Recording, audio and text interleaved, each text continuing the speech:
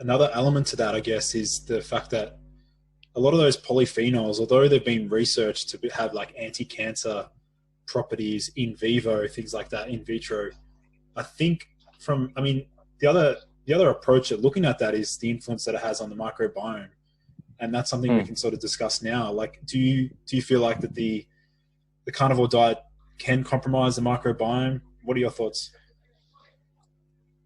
I don't know in the long term. I think in a short term it was fine for most. But like we're trying to compare, like most people who would get on a carnivore diet, they're going to have compromised health in the first place. You literally won't have optimal health and go, oh, I'm going to go on a carnivore diet. It's not the case. Typically your gut will be compromised and you would have done some investigation and then you would have gone on a carnivore diet. So I don't think general public should really go on a carnivore diet for that purpose. But I do think the short-term effects, I don't think there'll be any. And I think Paul Salamandino, he's recently done a microbiome test to show that he's got great diversity.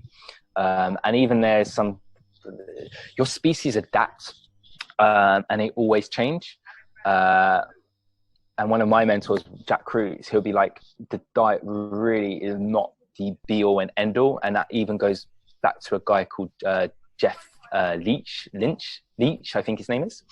And he was studying the Hasda and noticed that the microbiomes from consuming a large amount of sugar and then consuming a large amount of meat was very adaptive. But predominantly the main phyla, the main species, they always remained. And that comes back down to the environment because they were basically naked.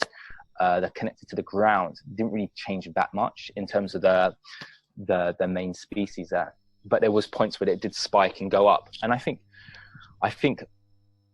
Western, I think it's accumulation effect of just poor environment, poor light exposure, stress as well, obviously shapes, exercise, all these factors do influence the microbiome. So it's literally not just food focus. I think it's a variety of things which influence the microbiome.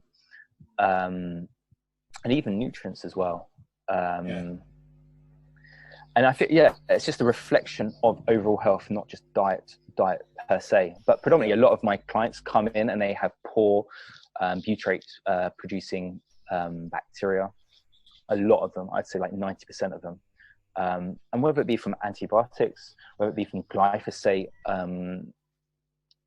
whether it be just some possibly heavy metals, all these factors. So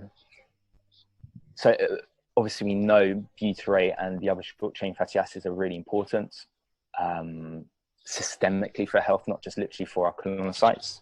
So that,